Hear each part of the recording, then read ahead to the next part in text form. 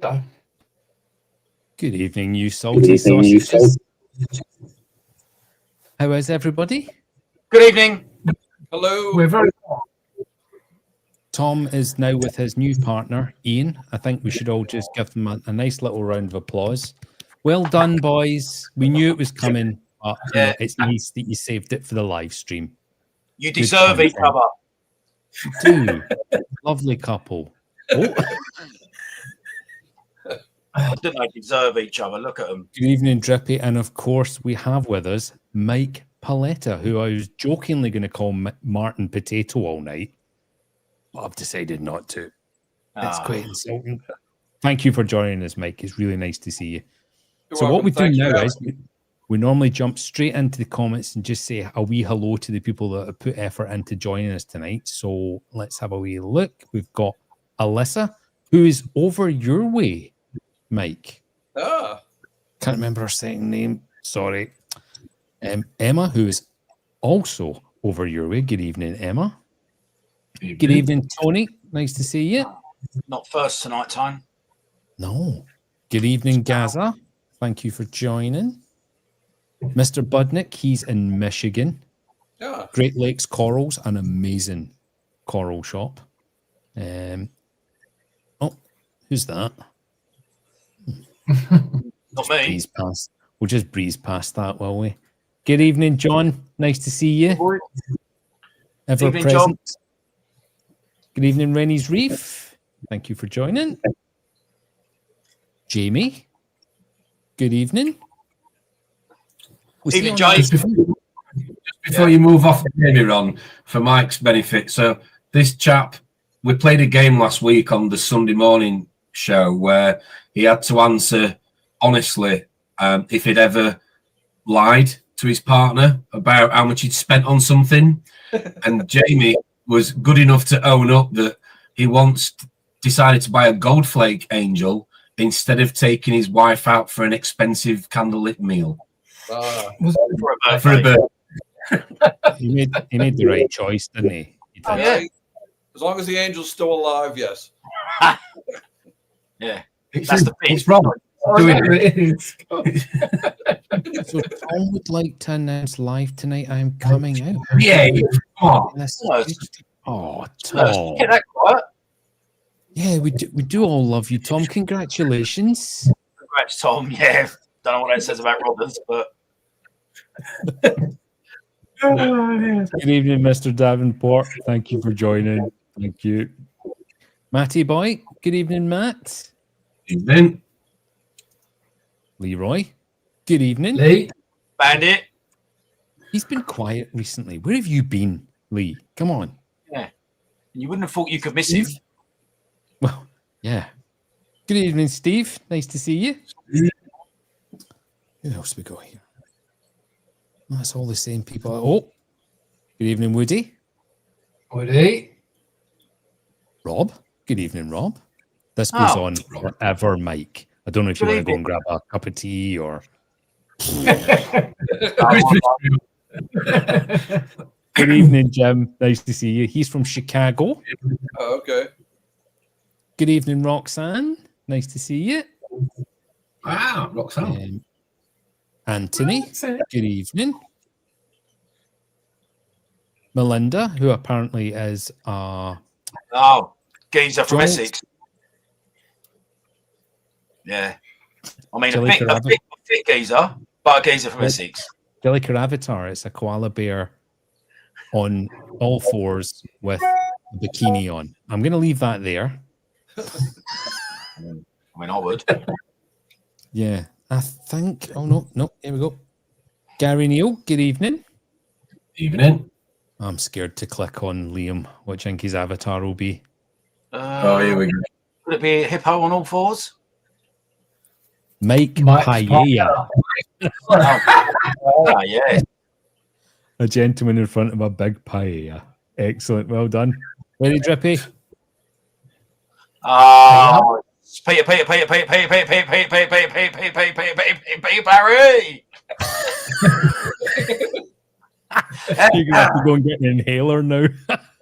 Evening, Pete. Nice one. Good evening, Pete. Good evening, Daz. Nice to see you. Comments. I think we're nearly there. Can you give me warning next time, please, Ronald? Thank you. Yeah, caught you off guard there, huh? Yeah, Good evening, come on. Dirt Devils Reef. Yes, Mr. David. Evening. Good evening, Nick and Stacey, all the way from sunny Aberdeen. Oh, there's no reefers up here. There's no reefers up here. Oh, Hello, baby dear. Here he is. No, Dave. good evening, Dan. Thanks for joining. Mike's face is a picture then, by the way. Mike has got on. Good evening, Amanda. Amanda is a mad raving alcoholic. Yeah. Exactly. Just to make sure Mike knows, because I don't want to miss him. Cheers, Monday. Happy Friday. Good evening, Fish Ventura. Good evening, Tony. Isn't it? Tony? Tony. Yeah, it is. I did say we were getting to them. No, they just keep coming. Good evening, Ryan. See, That's obviously for Mike, not for us. No, I'm sure it's for you guys. You're entertaining. No, I wouldn't be so sure of that, mate. Good evening, Haley. Thank you for joining. Good evening, Tim. Here he is. Tim. The rapist. How are you, boy? Oh, now it looks like it Kyle. is the word Keel, but it's not Kyle. Is it Kyle spelled Kiel? Should we just go with Trevor? Just for argument's sake. Trev. Dave. Good evening, Salty Sign. Nice to see you. Evening, mate. Sean. Good evening, Sean. Sean. We know who you are. Yeah. Oh. Oh. Good evening, Will M. Does that go for Melinda as well as Sean? Or? Yes. Yeah. Good evening, Tommy. Hope you and Sharon are well. Thank you for joining. I feel like he's not been on one of these for a while. Yeah. John B, good evening. I'm surprised he's joining now with his YouTube stardom. Oh, it's taken off, is it? Yep, he's got over 80 subscribers. So he'll just be leaving us for dust soon. Yeah, he's left us behind already, hasn't he? Yeah. Good evening, James. Nice to see you, James, Miss Uncle Jimmy. Don't forget where it started, John. Don't forget where it started, mate. Don't forget where you came from. That's it. Evening, Dan. Evening, Good Dan. evening. Oh, Jazz is on. Good evening, Jazz. Evening, Yes. Jazz. I've just had a text message from Steve to say, congratulations on your pronunciation of paella. Thanks, Steve. I like it. Good evening, Hidden Reefer. Evening, Oh, Scott. evening. Good evening, Ben. Jay. Jay. Good That's evening, That's Terry. Rodders' other boyfriend, by the way. Whose boyfriend? That's Rodders' other boyfriend. Yeah. He's had his new tank delivered today, so Yes. congratulations, Yes, Dad, it's all been put in. Ben. All been delivered. Tom, did What you about see his that old one? through gritted teeth because Is he it all was gone? with Ian before you? Yeah, free balling it up. Three of them. That. Bit Yeah, I awkward, don't know what's isn't happening. it? And I think... Oh, no, here we go. Good evening, Jason. Hello. Jason. Nice to see you. He is from Maryland. Oh. So yeah, we quite a few Americans tonight. Where are Anyway, you, Mike? Mike, where are you? I'm actually living, believe it or not, a place called Mars. So when you that's tell okay. people you're from Mars, they think you're giving them a hard time, but it's a small town north of Pittsburgh, Pennsylvania. right. well, I'm okay. watching that golf show on Netflix just now, right? Called, is it Full Swing? And they're all from a unreal. place called Jupiter. Yeah, unreal. Yeah, there's Jupiter, Florida, but Mars is not named after the planet. It's actually named after a guy named General Mars who fought in the Civil War and apparently lived here. So they named the town after the guy. He just ate loads of Mars bars. That's what happened. Giving us some nonsense about being a major Yeah. chocolate eater. Palming it off as a They don't war call them theme. Mars bars over there, do you? Is it Three Musketeers a Mars bar over there? No, we have Mars bars. Do you? Come on, Rob. Yeah. But they're not No, what we call my Mars wife, bars. my wife loves this show. She watches things that aren't allowed to be eaten in England that are available here. And these two guys go crazy eating things like Twinkies and Frosted Flakes and Fruit Loops, but you can't eat them in England because they're full of garbage. But here we love them. Oh, Right, so describe to me a Mars bar in America, though, because I'm sure it's not the same. No, I'm sure it's not the same either. Even Coca-Cola isn't the same. Here they make it with high fructose corn syrup. There they use real cane sugar. It tastes like a totally different product. Wow. Anyway, not just like it.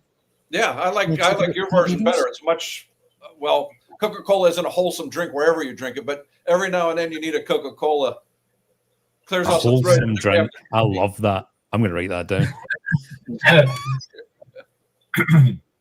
So I said I would host tonight, Mike, but I've not got a clue what to do other than the news around about halfway. So you've been on loads of live streams. I think most reefers know who you are. So I don't want to go over all the same things, but let's just kick off with what we talked about in the green room. How did Mike Paletta's pink tip coral become called that? Well, I started doing this in 1984 and started speaking in 1986. So I've now given over 400 talks around the world. And wait, stop. You didn't start talking until 1986. Yeah, 1986 is when I started. Slow developer. Okay. I was 3 years old. I was 3 years old, but yeah. But I did an article on coral propagation for Seascope magazine. If you remember the old Aquarium System Seascope magazine, I did one on coral propagation. And then I was at MACNA giving a talk on coral propagation. And some gentleman walked up to me and he said, I'm so-and-so from the Philippines. I'm interested in propagating corals here because we have zillions of corals, but we're not allowed to ship them. So I'm hoping that if we can propagate them, we'll be able to ship them. Can you write an article for me on propagating corals? I said, sure. So I worked on the article I did for Seascope and wrote him a more elaborate one talking about everything from SPS to soft corals and sent it to him. And he said, I'll take care of you. I'll send you something to thank you. I sent him the article, didn't think anything of it. 3 months later, there's a styrofoam box sitting on my front porch. I hadn't ordered anything. And for the most part, there was no online shipping of corals or anything like that. I open up the box. There's 3 heads of a cropper in there, a brown one, a green one, and a blue one. The blue one, as always happens when you have the most beautiful and expensive one, that died the next day. But the brown one and the green one survived. This is 1994. We're running metal halides, and I had a 550-gallon SPS tank at the time. I popped the coral in there, and for 6-9 months, the only thing it did was encrust over everything. I mean, it never grew like a half an inch above. It was just this beautiful green coral. Then all of a sudden, it started growing the most impressive pink tips, not lavender and purple like we see today on it and on a lot of related corals, but these were bright flamingo pink tips on it under the halides. I was running 400-watt metal halides at the time. So we were just starting to propagate coral. So it was growing so quickly, I started breaking off frags and spreading them all around the country. And when people would get them, they would say, oh, this is the Paletta pink tip. And that's probably the first and only time I've gotten a Philippine coral because they've been not able to ship there to the U.S. forever. And that was now 30 years ago. So that coral has been in propagation. I know people that have, like Worldwide Corals here has probably 8 generations of it that they've grown out, propagated, and done that. But you see a lot of things that are labeled Paletta pink tip that aren't actually it. As Drippy asked me, could I tell one from the other? The only way I could tell is if you stuck them under halides for a while, because the true Paletta pink tip will have pink tips. It won't have the lavender or purple tips. They will be bright pink under halides. When all I just love that we said the word Drippy asked me. Yeah. Might Paletta Drippy, mate, I might as well go home now. I can die a happy man. Okay. Thanks, Mike. You're the best. So we've got a question here for you. Question for Mike. What one item product have you been using since the early days of reefing? And I assume he means and you're continuing to use.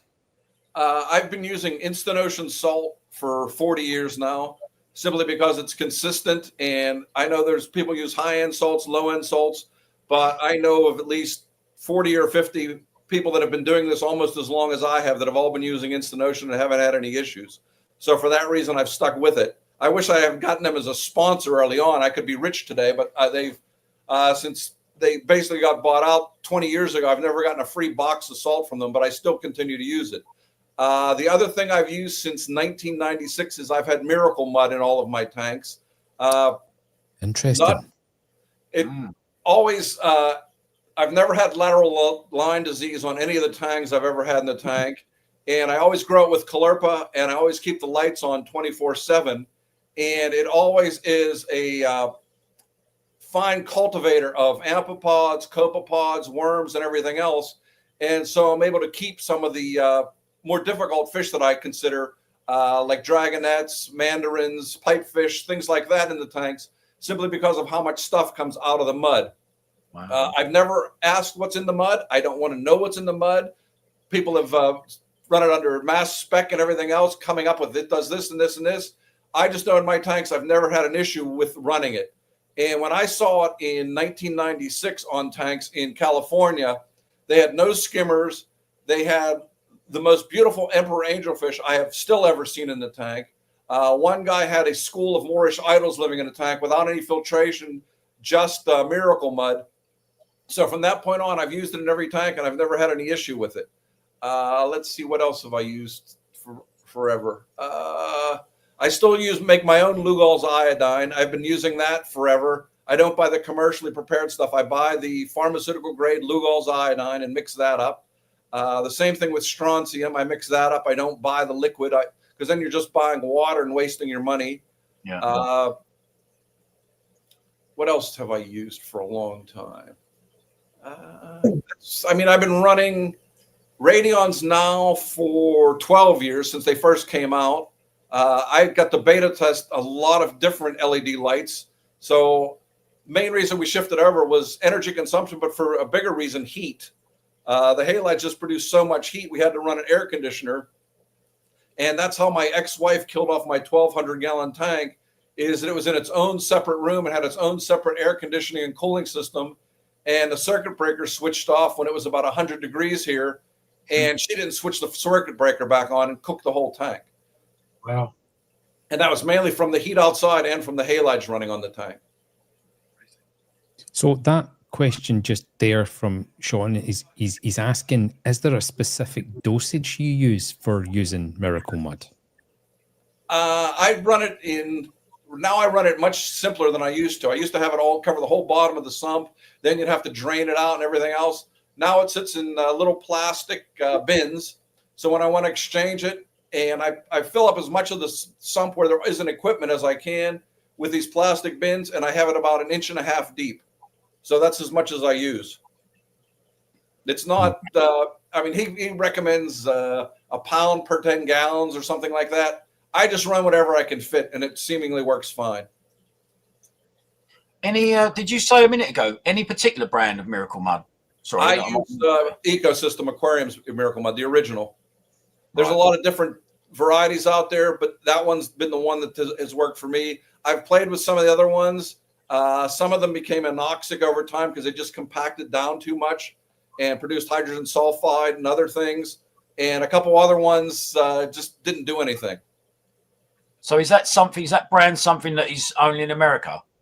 No, I believe it's available in Europe as well. All right. I've used it, Trev. Sorry? Of course you have, brother. Aquarium Systems Miracle Mud. Yeah, I've used it. It's good. Works well. What, Yeah, last night? If you like to keep tangs and angelfish, the thing that I also noticed with using it is a lot of fish keep their colors. They look the same 2 years after you've kept them. While a lot of fish tend to fade over time, I found that when I use the Miracle Mud, the fish tend to keep their colors a lot more vividly. So that's the other main reason I keep it. I mean, people have said what you mainly get from it is a leaching of iron and iodine and a couple other small trace elements. But rather than doing the bolus dosing, it seems to leach out of the mud very slowly, and that seems to be where the benefit is. That and the growing of the algae and as I said, the microfauna they produces down in the mud and in the algae is definitely beneficial. Okay. Hi, Gills. I switched over to using 2 Abyss pumps from running. I had 15 different power heads in my 500. Now I'm running the 2 Abyss pumps. They're basically they're opposite sides of the tank on random patterns, and I have them where they crank up to 80% and down to 10% on a random pattern. So whenever they both blow at 80%, there's a huge swell in the middle of the tank. I mean, you can watch the water spin like this, versus when the one on the left, which is where the overflow is at like 10 and the other one is 80, it tends to blow a lot of the detritus and other garbage out of the tank. So in that way, I've cut back on the technology. I've lowered the temperature in the tank by 3 degrees, and I've cut my electric bill by $120 a month. Wow. What So do you need, I'm pretty happy with that. That's a lot. Pardon? I was going to say, That's a what lot. do you need to cut your electric bill with all your money you've got, Mike? What's going on? When you have looks like this, you still need a lot of money. So that's why. Just quickly on the subject of flow, have you experimented with have you seen the Tons wave box? Yes, I've run that in small tanks and it works very well. But in a 500-gallon tank or one of my 120s, it just isn't enough flow. Right. On this tank, there's 2 MP40s and a gyre on the bottom to keep the flow going in this soft coral tank behind me. I mean, you can see the corals moving. They're also on a random pattern, and they are across from one another. Because when you said about the 80% down to 10%, straight away I thought the mechanism of that wave box where it sort of sucks water in and then pushes it back out, which is how you get that beautiful swirling motion. Right. Straight away I thought, I wonder if you'd experimented with a wave box before. I've when I had the 1200, I experimented with a lot more things. I actually ran a 30-gallon garbage can on the Carlson Surge device, where it would fill up with water and then drain all 30 gallons into the tank and blow across it. And I mean, it produced a ton of movement. The only problem was it also produced so many micro fine bubbles over time. Some of the corals didn't like the fine bubbles constantly hitting them. And I also tended to grow a bit more turf algae than I wanted to. We actually have someone who's been on here before from the ends of Bulgaria, and he created a sump out of a wheelie bin. Wheelie Bin Steve. Wheelie Bin Steve, as is well known now. World famous. Yes. Wheelie Bin Steve. Yeah. So we've got a slightly creepy question here from Brandon, who wants to meet you next month by the sounds of it. Yes, I will be at the Pittsburgh Frag Swap on April 12th. And I'm actually giving a talk this Sunday for the Pittsburgh Marine Aquarium Society at the Hyatt by the stadiums. Brandon is one of the nicest reefers I've ever met, so it's really nice to see you. Brandon, thanks for joining tonight. So we've got a question here from another live streamer called Steve. also, do you want to let Mike listen? Mike might be very familiar. Mike, do you remember a singer from the Scottish Highlands called Annie Lennox? Oh, yeah. And the Eurythmics. Yes, of course, yes. So the East Coast Reefer is... I'll find the photo. We think it's a guy called Steve, right? We think it is. And he's literally...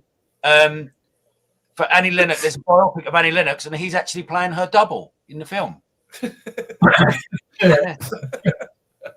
There you go. There you go. There you go, Mike. Yeah. I know.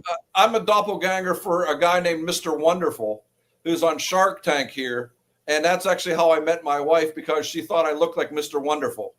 Wow. And so you ever watch the show Shark Tank with Mark Cuban, where they fund entrepreneurs? There's a guy named Mr. Wonderful. They think I look like him. I've been called that a few times, Mike. I know how it feels. I'm sure that's a different thing, though. Does she call you Mr. Wonderful now, Mike? At certain times, yes. Not right now. She's like, what on earth are you chatting to them idiots for? I've found it. The dumbest mistake I still and secretly just pretend experimental methodology. It's when I do multiple things at one time rather than one task at a time. Having been trained literally trained at a good university on how to do the experimental method, you're only supposed to change one variable at a time to determine what its effects are. And unfortunately, we all, and I particularly, tend to change 2 or 3 things. So you can't say, okay, it was this, this, or this. And it ends up screwing up when you do multiple things at one time. So I've gotten better at that. For the past 15 months, I have tried not to change anything dramatically. I mean, the main thing I changed was the flow in the tank, but that was the only thing that I changed for a while. And now that that's gone so well, 6 months before that, I changed to starting dosing ammonia into the tank to provide a nitrogen source for the tank. So I've gone to just doing one thing at a time. So the experimental method should be one thing or isolate one thing. So if you're having problems, try to determine what that one thing is. It may be interacting with other things, but from doing this so long, I've learned try to only do one thing at a time. Now, have you guys started using ammonia dosing in your tanks at all? No. Not yet. Over here now. I need to get rid of this Annie Lennox man photo, so yes, I'll here we quickly go, get Mike. this. Broken glass. There we go. Look. What's your opinion there, Mike? No, where's the It's a other one? close facsimile. His hair Where's needs the to be one? redder. Yeah, where's the one with the red hair? That's crap. That's actually him. I thought that was the best one to use. I mean, that is slightly concerning. Yeah, Facebook has his LinkedIn picture. that He is did slightly message and concerning. say, careful which photo you use, he said. I'm sure he'll be But impressed with the one I did choose. About ammonia dosing. I was listening to the podcast you did with Adam at Frag Garage earlier in the year, Okay. and you said that you've noticed a significant benefit from ammonia dosing. But you just have you're testing your nitrates a lot more often, I believe. I don't have to dose nitrates at all anymore, and my phosphates went down because the corals are absorbing the nutrients so much faster than they used to. I have to keep an eye on phosphate just to make sure it doesn't bottom out as well. There's actually 3 or 4 papers that show what the main inhibitory mechanisms are on most natural coral reefs are a limited supply of phosphorus or a oversupply of phosphorus and an undersupply of ammonium. So for this, Sanjay started dosing ammonia 2 years ago. And Sanjay lives about 2.5 hours from me. So twice a year, I take a drive up just so I can compare the tanks. And we've now been friends for like 35 years. So we come down and see each other a couple times a year. So his tank's always good, but his tank was like, okay, this is 2 years ago, March. And then 6 months later, all of a sudden, everything like exploded in growth. And when I say exploded, corals that were this far from the surface of the tank were at the surface of the tank. So you're talking 6 or 8 inches of growth in 6 months. And he'd always had good growth, but nothing like this. And the only thing he had done different, because he doesn't change much. He's not like me who's always experimenting. He stays like a laser beam on a set path. He said, the only thing I started doing was dosing ammonium. And the difference in the tank has been dramatic. Last summer, which is now a year and 3 months after he did it, he literally had to go in with a chisel and took out 6 boxes of coral frags. And Wow. 3 months later, when I went to go and visit in October, you couldn't tell he took anything out of the tank. Wow. Well, So one of the viewers asked me to ask you this. Sorry, one of the viewers asked me to ask you this question, Mike. Since you mentioned Sanjay a couple of times here. Where is it here? From Tim. Well prepared, Tom. It all depends on what you consider the best reefer. I consider Sanjay the best reefer because his tanks have always been phenomenal and he sticks to one thing and does it. I'm a better experimenter than he is. I'm always testing things and trying to do things and looking for something a little better, something a little different. Like one of the things I've talked to you about before is I currently have 3 coral-eating butterflies in the tank. So I'm experimenting with that. In my reef tank downstairs, I have a pair of orange-spotted filefish in the tank. Nice. I mean, I can confirm, Mike, that a Metratus will eat your corals. We've both found that they don't seem to cause. If you sit there and watch them for an hour, they're constantly picking, but there's never a bite mark. And if you look at their mouths, it's kind of like a kiss versus a true coral eater like these guys. It's more like a pincher. So they're not designed to be picking the polyps out of the corals. They're more designed to take the microfauna off the corals, probably suck the mucus off of the corals, things like that. But in a big tank, 500 gallons, 400 gallons, where you have big coral colonies, they don't seemingly cause any harm at all. So let me ask you a question about something that you hear a lot around people that keep fish that are prone to nip corals, right? I.e., your angelfish, your butterflies, right? So the classic is, well, you're not feeding them enough. So let's say your tank, you cannot feed anymore, right? At some point, these fish will always, like you say, mucus, algae, anything at these corals, regardless of how well they are fed. Yeah, corals always have a preference. I mean, if you put 5 different foods in front of you, you're going to pick what your favorite is. Yeah. I'm sorry, this will sound crazy, but I have tasted various fish foods and algae over the years. There's a lot of things that are not very palatable, and I don't see how they're particularly palatable to a fish. We should have done that live on air. Maybe next time. Like bryopsis, if you ever taste bryopsis, it's one of the most bitter things there is. It's funny you say that, Mike. Sorry to cut you off. It's funny you say that. I had that for breakfast this morning. Not even lying. Yeah. If you put a little brown sugar on it, you can hide the bitterness. But there's a reason why no fish eat it. It's just so damn bitter. So, no one can ever figure out why does nothing eat it, because it tastes absolutely horrible. So you have to find a way to treat it some other way. I mean, snails don't eat it. Urchins rarely touch it. And no fish that I know eats it. So you have to treat it with fluconazole or get your nutrients way down or a blackout or something like that. So there's always a reason. But in terms of fish nipping, LPS corals are a prime example. Anytime I put an LPS coral in my downstairs tank where there's a regal angelfish, despite the regal angelfish being this fat in the tank for 15 years, it immediately devours the LPS coral. So it doesn't matter how fat it is and how well fed it is. There's certain things they prefer. And we're not going to change that. Have you still got your angel, Drippy? Your regal? No, I've got rid of it, mate. Sadly. Gutted. Mike, can I just ask you a second about the ammonia you were talking about? Because one thing that I think people sometimes take from these live streams is they'll hear something like from yourself that it's a great thing. They'll run out there and try and do it. What advice would you give to somebody watching that, from what you've just said in terms of the growth? Because it's something that a lot of people strive for in the tanks, obviously, as well as colour. What would you suggest people do if they wanted to explore that route? Don't piss in your tank. No, there's people that have done that. Well, that's actually a funny story. This all started. I did an article probably. I want to hear it. 20 years ago on the same level on how much of this hobby is anecdotal, and it all came from Dick Perrin, a guy who ran a coral farm in Detroit, Michigan, called Tropicorium. He was giving a lecture, and as Dick Perrin was likely to do, he'd go off on a tangent somewhere. And he was off on his tangent during his talk, and he goes, I got to tell you guys this story. He said, people are always asking me, how do you grow these clams? He was buying clams by the thousands and growing them into big sizes and selling them for a premium, making a fortune. And everyone was asking him, Dick, how are you growing these clams so fast? He goes, well, I got to tell you a story. He goes, the secret is Eddie and I pee in the tanks every night. And I was sitting next to a couple of friends, and I said, I'll bet you $1,000 people will be going home peeing in their tanks after tonight. You know what also is going to happen? People are going to have a shit in their tank and claim it as miracle mud. I don't doubt that. Mike, what are you doing to us?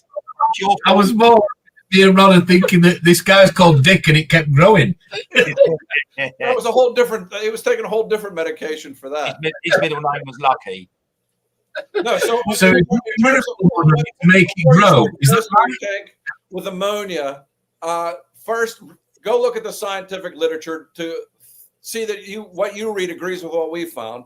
But then there's several videos discussing it, and I've written a couple articles discussing it. I wrote for Ultramarines magazine an article on it. So there's lots of literature on how much to dose. Now, if you have a tank that's just set up full of frags, it's not going to work. That's not the tank that you should be using this on. If you have a relatively mature tank that you want to get faster growth on, then you can start dosing it. But first, more than anything, make sure your nitrate levels are below 10, your phosphate levels are below 0.1, and then dose it very slowly. Dose it during daylight and dose it in multiple amounts. When I first started dosing it, I screwed up and I missed a day. So I said, okay, I'm going to dose it all at once. Well, I had a pair of Lamarck's angelfish in the tank. They did not like a high dose of ammonia coming in the tank. They both succumbed to dosing one big bolus of ammonia. So I learned that the hard way. So now everything is dosed over 6 doses over the course of the day during daylight. And I started off at 20 milliliters per day. I'm now at 220 milliliters per day. And Wow. the solution is 20 grams of ammonium bicarbonate in 1 liter of water, RODI water. And it's on a doser, and it splits it up over the course of the day. And the growth rate, in my estimates, probably 25 to 50% higher since I started doing that. The other thing you will notice, we always want colorful corals and we want growth. It's basically they run hand in hand. The most colorful corals are the corals that are growing the fastest because they have the nicest growth tips. Those are going to be the most brilliantly colored corals. The corals that are just beige or gray aren't thriving. They're kind of dying. Those are the corals that you have that are problematic. You want to have faster growth for faster coloration. So for anybody watching, thanks for that, Mike. For anybody watching, also on that note then, so this is something you would run obviously on top of their current dosing method, yeah? Yeah, you basically stop dosing nitrates and you switch it over to this. But when you have your trace elements all good, I mean, I look at dosing as like a pyramid where you start off at the bottom with salinity. Make sure your salinity is right. I probably know 20, 30 people that had problems with their tanks because they were using a crappy refractometer or hydrometer. And over time, they all tend to vary, or electronics are just as bad. I've had a couple of them, and I could calibrate to put them in the tank literally 30 seconds after calibration, and they were both set different from each other. So I now just use a big, expensive hydrometer. I mean, the main problem I always had with hydrometers was breaking off the neck of them. Now I treat this like a baby, and I take good care of it. I rinse it after every time, and I can tell exactly where my salinity is. I quit using the swing arm hydrometer. I quit using the refractometer, which was like trying to, see something so small. When you get old, you can't really see those little fine lines of where it is. But on a hydrometer, what I do is I take a picture of it with my phone. I can tell exactly where the lines are. So start with salinity. Then make sure all your major elements are right. Calcium, magnesium, alkalinity. Then from there, go to your next tier of trace elements, fluoride, iodine, strontium, and gradually work your way up to the pyramid where you do your ICP testing and do your trace elements. Once you have that all balanced, then look at dosing ammonia. Don't just add it willy-nilly when you don't know what those other things are, because it's not going to benefit you. Yeah, mate. Because I mean, I've been talking about this now for, I think, about 18 months, and probably talked to 200 or 300 people about it. About 4 of those people didn't have particularly good effects, but when I questioned them on what they did with the pyramid, there were other things that were out of whack. That's why they didn't see any benefit from it.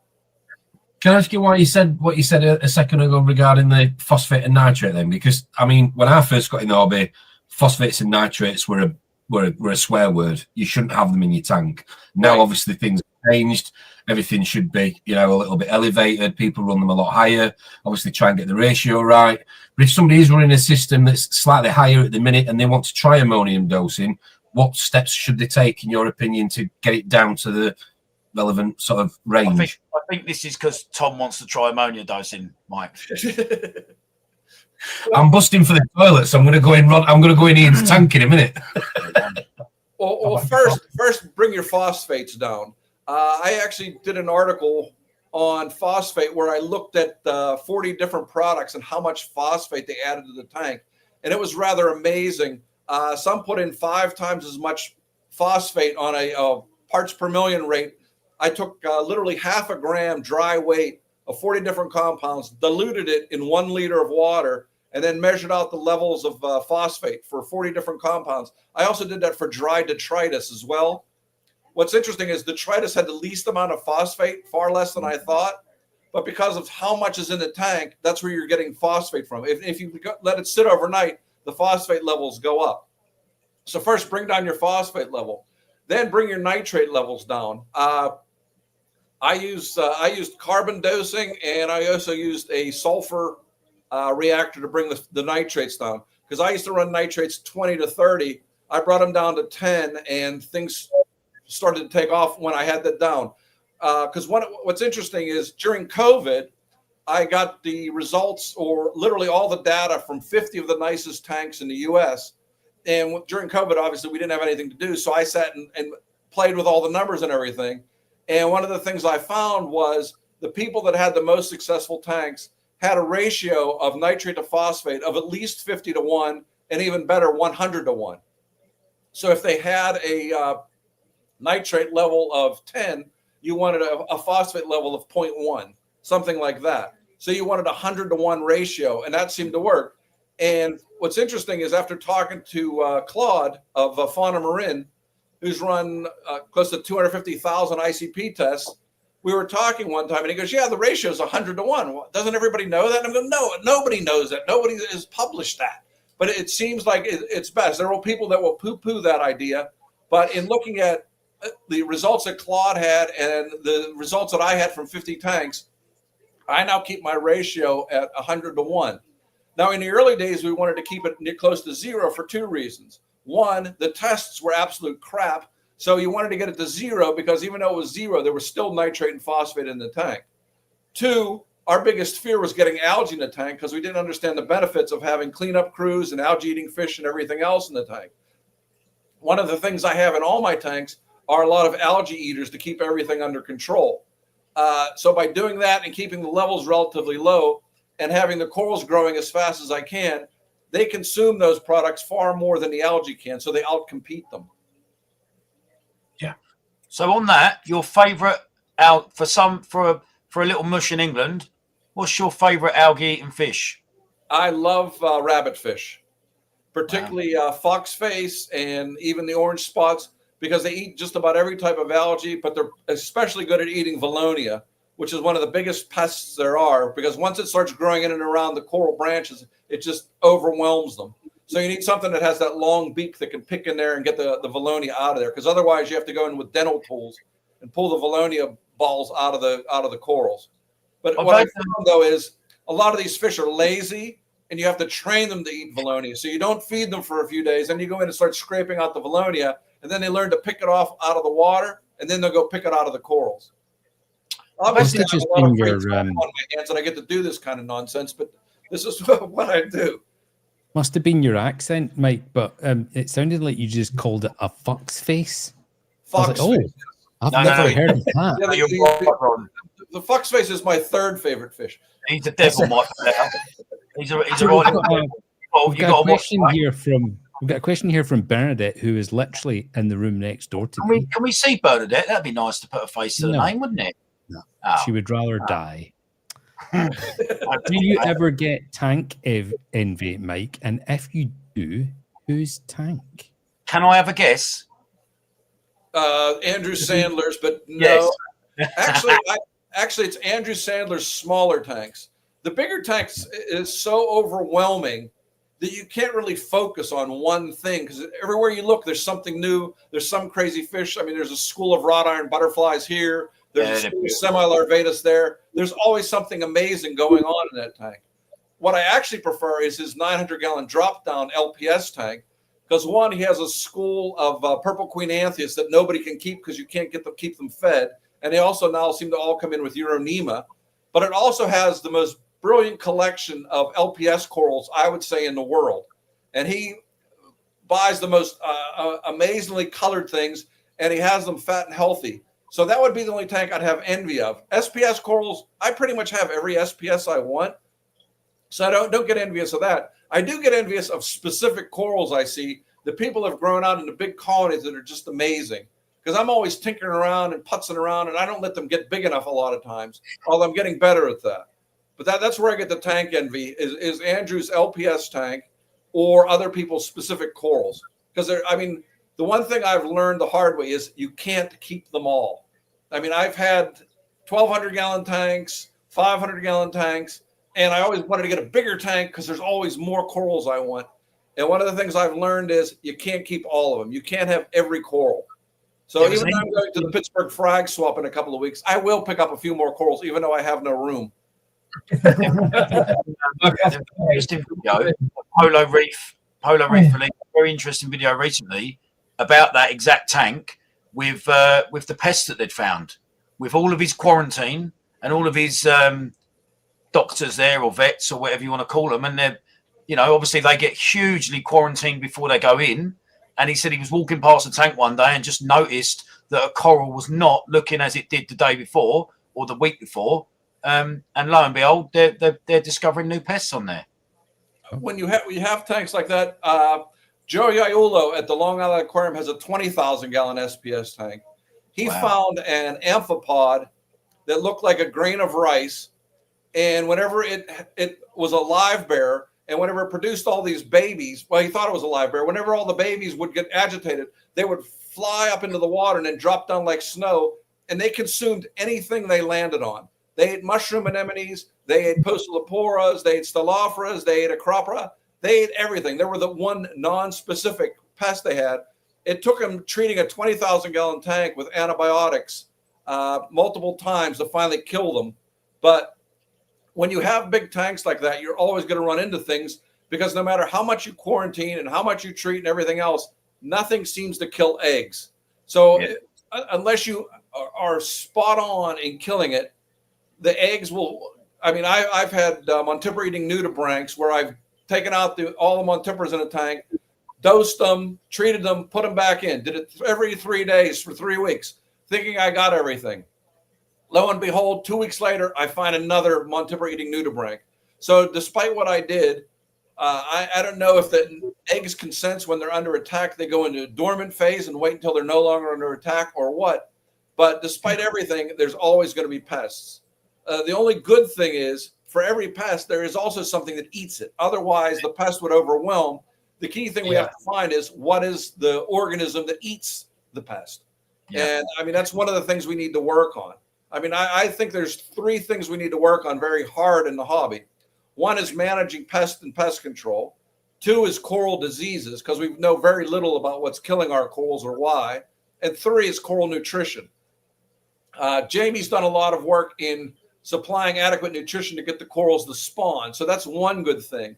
Andre Mueller, who does Reef Moonshiners, who does the trace elements here, has set up a tank with 3 different types of Acropora sitting at the very top of the tank, and has a high quality macro lens to look at it. He's starting to feed them different foods and looking at the feeding response in SPS corals. In LPS corals, it's very easy to see. In SPS corals, so far, he hasn't seen them eat any dry food. They basically just ignore it. It just sloughs off. So I've never been a big advocate of dry foods for SPS corals, because it's always been my contention that the main thing that corals eat is bacteria. Now, I've played with something called concoction, which is kind of a bacteria food. And in some instances, it did work very well. The problem was you couldn't get it to where it would only grow beneficial bacteria. Since it's growing bacteria, it doesn't know what it's growing. You could also get pathogenic bacteria if you didn't clear it and clean it properly. So I quit using that. Yes. I mean, I've done that recently. Mike, you're walking yourself right into the lion's den there, Mike, because we finally have someone that is on your level of knowledge here, because Tom, the fat bald one up there, he is a bacteria mastermind. And recently he set up on a picture where he's probably got more knowledge about bacteria than even you, mate. Oh, yeah. Over to you. Now, the one thing I will ask you about bacteria, because we're getting up to the halfway point, is that in the same podcast you did earlier in the year, you talk about live rock and how the sort of fight almost with corals in a system for people that are watching, including myself actually, with my display tank at home that's got live rock in the sump area. You suggest removing that so that the corals can become the dominant strain. Is that right? I have found it's beneficial to have a minimal amount of dead live rock and dead space, because the dead rock in the sump seems to grow more pathogenic bacteria than beneficial bacteria. The beneficial bacteria, I mean, one of the other things we could look at is the microbiome. That is the environment, the mucus, the viruses, the bacteria, the fungi, all the things that grow on the coral colony that make it healthy. We're just starting to understand that. And if that is healthy, then the coral's healthy, obviously. But that microbiome is significantly different than dead, compacted live rock. Because typically we put the crappiest rock we have in the sump. It's not the fully flourishing, fresh live rock that's full of life. It's more the crappy stuff that has detritus and everything else settling on it. Also, when you compact it, which we typically do in our sumps, I have done all this, so I know when you pull it out and you get that smell, that's not something that's positive for the tank. So I have minimized the amount of rock I have. I actually, though, I treated through 6-9 months ago, I had a second strain of Vibrio attacking the corals in the tank, and I had to treat it with antibiotics. And one of the things you have to do after treating with antibiotics is then inoculate the tank with good bacteria. In addition to inoculating the tank with good bacteria, I was able to get a couple of pieces of fresh Fiji live rock that I put into my sump. They sit by themselves on top of little pedestals, water flowing around them. To me, that's good, healthy live rock in a good situation. But when I pulled out all the old dead rock that was sitting all over the place, there were dead spaces. There's really funky smells. A ton of detritus and other black material came off. I don't see any of that as being beneficial for the corals. I may be wrong, but the tanks have done better. And that's another interesting point, though. When Sanjay cleaned out his sump, which he hadn't done in 10 years, he also got his corals seemingly did better as well. So that's anecdotal, obviously, but I have gone to using less and less rock in the sumps and less rock in the tanks, and let the corals take off and be the dominant biological within the tank. You think that's down to flow in your sump then? It did slow the flow down, and that was part of it. But just having, I mean, like I said, we typically compact everything and cause issues because we don't think about that. We go, oh, this is a piece of live rock. No, a piece of live rock that's colorful and full of good bacteria is far different from the piece of dead rock you pulled out from underneath all our live corals and stuck in the sump. I mean, there's a company here called Aquabiomics that now does managing or assessing all the different bacteria in your tank. If you send them a water sample, they'll assess it. And I've used them to find I had Vibrio, Archobacter, different pathogens that became. They'll give you a graph that shows what the levels are and what the levels should be in a normal tank. The amount of Vibrio I had in the tank was roughly 20-fold of what it should have been in the tank. That's when I knew I had to treat the tank because Vibrio was causing the bleaching. Wow. We had Leonardo on a couple of weeks ago from Leonardo's Reef in Holland, and he was saying about putting a lot of people, when a tank cycled, are a little bit cagey about putting corals in, and they do it gradually. He was a big advocate of putting sort of larger pieces in to kickstart the cycle almost. Does this link to what you're saying about the live rock as well? Because a lot of people will use live rock to help, obviously, a system cycle. But do you think, in theory, it could delay it a little bit when you're putting corals in or frags in, small and gradually over a period of time? Do you think that's probably prolonging something? I've seen people put in corals right away with relatively cured live rock. When I say cured live rock that wasn't producing sulfurous materials, rock that smelled good and had a lot of success. The problem comes in is they put the corals in, then they want to throw all the fish in. That's where you get into difficulty. The corals can handle what's coming off the live rock and what's in the tank. They can handle the ammonia. They can handle the phosphate. They can handle all of that. What happens is, though, when you put the fish in, they can't handle the high ammonia load. There's no nitrifying bacteria, so the ammonia levels go up. They die off. Yeah. And they're going, well, this tank's a fail. No, the corals are thriving. I mean, we've also had people tell us, oh, I had a tank that was doing well, but all the fish died. The corals are thriving. Well, usually when that happens, there's some toxin or ammonia spike that caused the fish to die. I mean, I used to joke around with Julian Sprung in the early days of the hobby. Why do we love corals so much? Main reason is because fish die. I mean, it's a simple thing.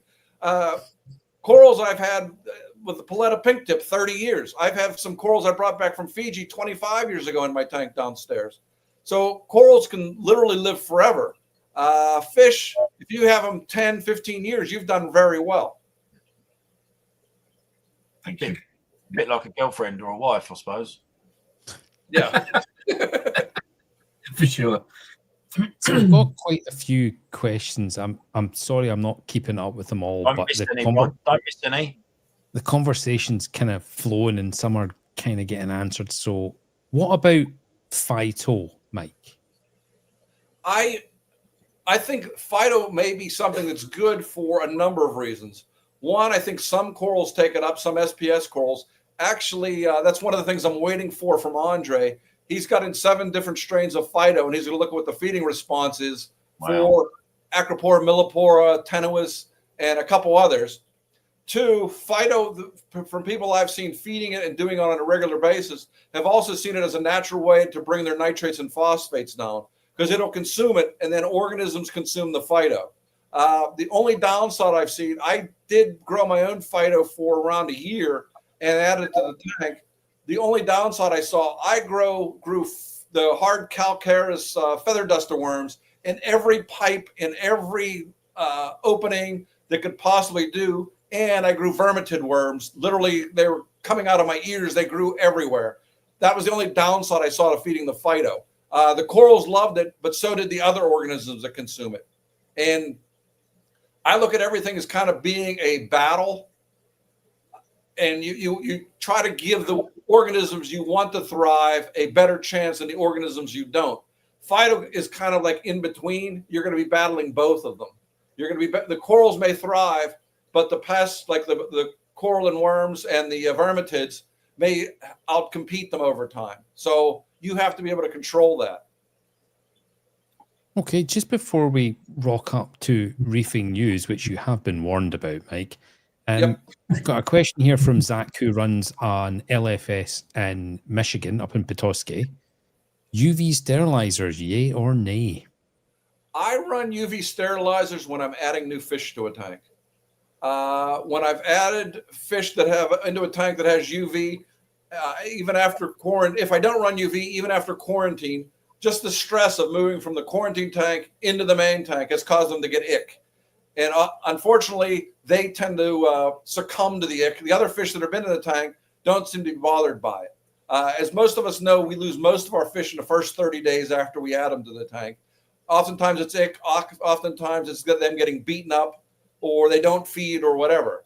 So anytime I'm adding a new fish to a tank, I run UV on the tank. I've cut down on my ick substantially.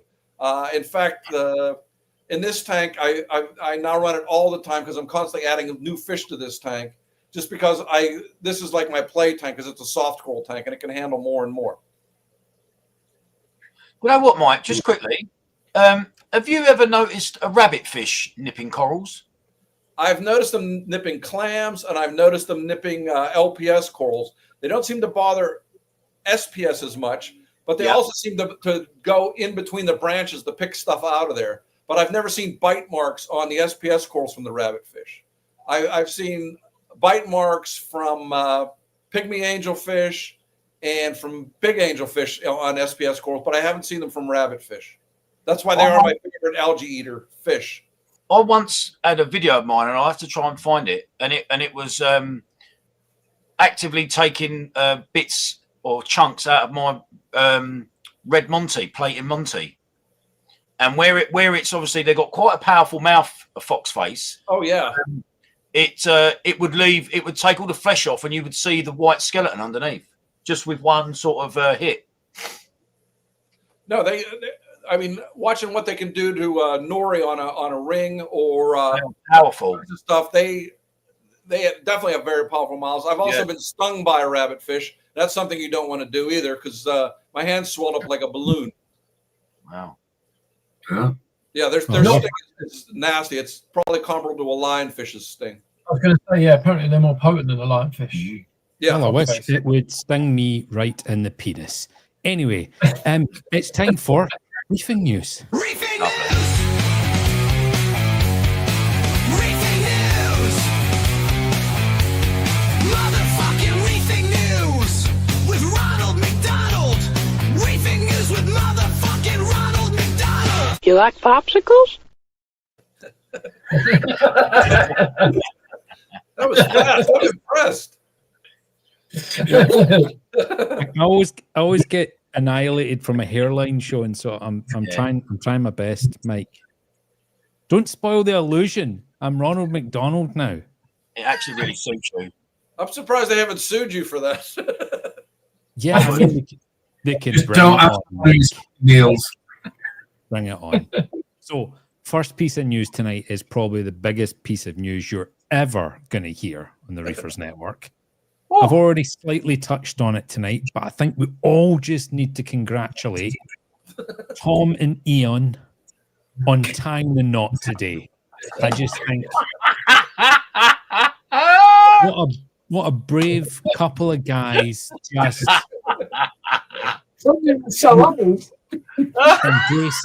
embracing one another.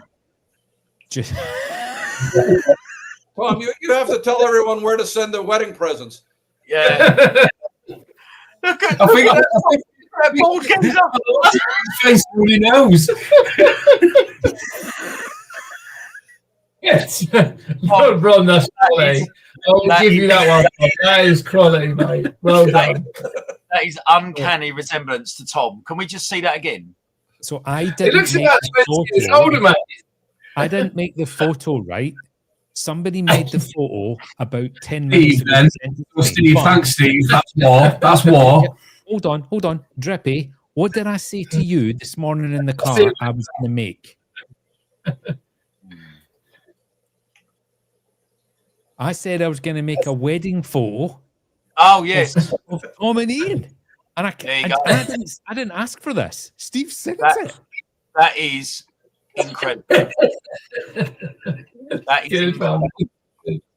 But anyway, Are we going to the happy couple? Are we? yes, Are we gonna, absolutely. Well done, lads. Well done, lads. And I assume tonight is your wedding night. So Tonight they will be popping lids off poppers like you wouldn't believe. have a lovely evening, boys. You prick. Anyway, in actual reefing news, so we've got a new homebrew of live feeds from a company in America, which is quite interesting. So there's going to be two main ones. So a margarita, because they're based on alcoholic drinks, and a Texas tea. So the margarita is going to contain Tetramasalis chewii, Tysochrysis lutea, and Phaeodactylum tricornutum. And then we've got Texas tea, which is going to have Dunaliella bardwell, Phytodactylum tricornutum, and Chaetoceros calcitrans. Now, I've been fucking practicing them. So I'm glad that's over. Does the Texas one also have barbecue sauce or not? Yeah, I'm quite interested in this. It does say though that each bottle is going to cost it's just over $30, which, I mean, how much of that are you going to use each dose? That's not a lot of phyto, is it? Heard of this, Mike? Yeah, they just announced this here this week too. It's interesting, but like I said, until I can see which species of phyto the corals tend to take up, because there is some literature that says isochrysis is the one preferred by a lot of corals. I would think that would probably be the preferable one. And whether the other items added to it are beneficial or not, that will be interesting to see. Because until I see it on a tank and see it used over a length of time, you can't really determine what the benefit is. Although I do like the names, so. It's fun, isn't it? It's a fun idea. That's No, and that's what this hobby, in my point of view, is a lot less fun than it was 40 years ago. Now it's about the money and competing with one another, versus 40 years ago, it was a lot more about the camaraderie. You know, I can keep this alive. This is what I'm doing. Okay, what are you doing? And it was more, I mean, I still have friends from 35, 40 years ago that started doing this that are still my friends, luckily. And now it's more, I got a coral, I paid $500 for it. I'm going to grow it, frag it, and sell 2 pieces for 500 piece and break even. That isn't what, from my point of view, the hobby is about. I have fun doing this.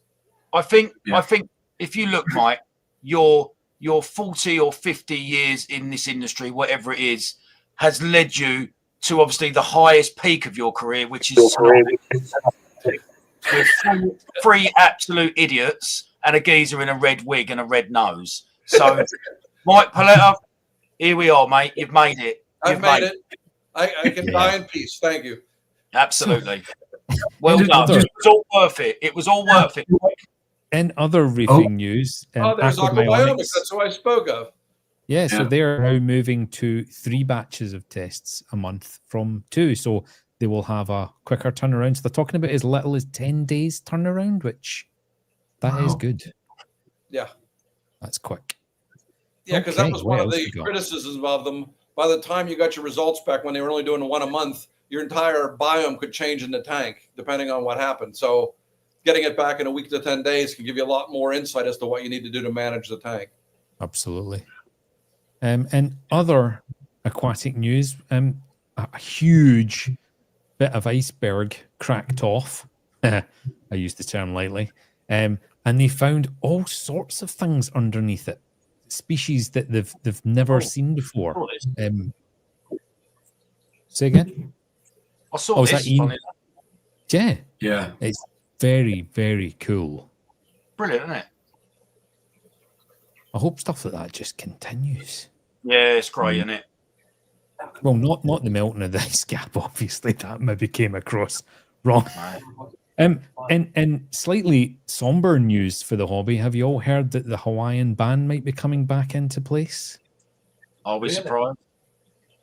Yeah. This is good job. We spoke about surely this was it not no government official that took over and tried to stamp on.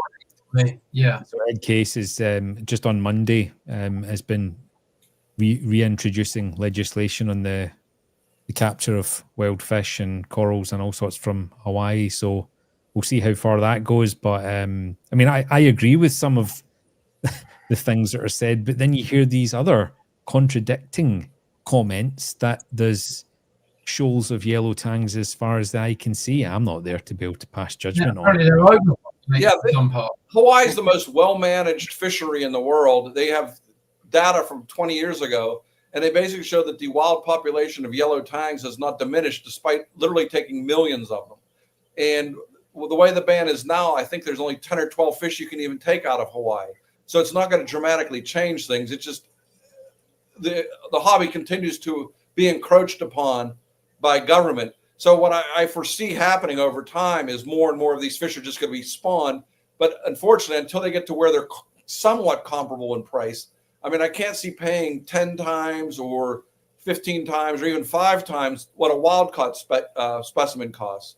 So until they can get the numbers down to where hobbyists can afford them, these breeding facilities aren't profitable. So until they get profitable and start generating enough of it, wild fish are still going to be the desired animals to bring in. Well, that makes me so happy that I snapped up. I've got a Potter's Angel, Mike, tank bred. Oh yeah, and I bought it from Paul Hughes from Advanced Aquarium Consultancy over here. And when I see things like that ban, I'm so glad I made that decision there and then, because that would have been snapped up. Yeah, someone else would take it.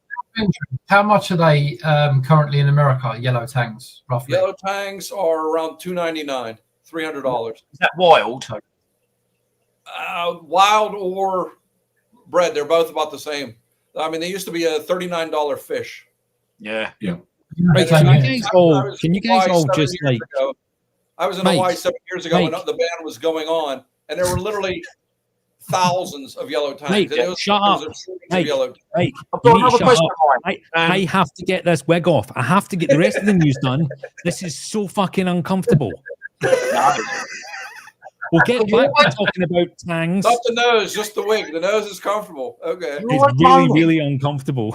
God, you're Scottish. You're always moaning. Oh, God. Anyway, the last piece of news was something I caught in the newspaper this week. So, yes, this gentleman came home furious because it turns out somebody did a steaming shit down his freshly swept chimney. Santa Claus. So carpet fitter Mike had been looking forward to making up his first real fire of the year as temperatures took a turn in Aberdeen, but those plans went down the drain after a young oik unleashed a plop down his flue, which landed with a nasty splatter in his grate. And his name was Mike. Was he American? His name no, he's from Aberdeen. Ah. Yeah. I've never Just been to clarify. Aberdeen, so I'm safe. Just to clarify, that wasn't you, Mike. No, it wasn't by Mike Paletta. No. No. Okay. I'm Anyway, afraid of heights. that was Reefing News. Reefing And shit. Reefing News. Motherfucking Reefing News with Ronald McDonald. Reefing News with motherfucking Ronald McDonald. Bobby. I am so Listen, sorry Mike, for seeming rude, Mike, but I am not sitting wearing that while everyone talks for an hour. No way. Have you taken it off?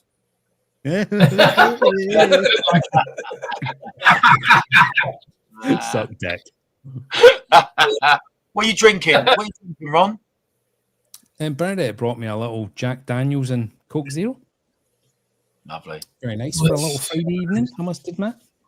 What time will you have a drink tonight, Mike? Probably around 8 o'clock. What, The a lager? basketball starts. Basketball tonight. It's March Madness, college basketball playoffs. What's your favorite tip? I don't have any skin in the game, but I like Duke this year because they have 5 guys over 6'10". I can't see how you can stop a team with a guard who's 6'11". I mean, that is massive, isn't it? Yeah, these are, It's fucking He's, huge. I bet he's got big. I bet he's got big feet. big hands. Too. Mike, I'm going to go back to Reefer for a second. There are a couple of questions that people have asked me to ask you tonight. Okay. One of them was from Tim.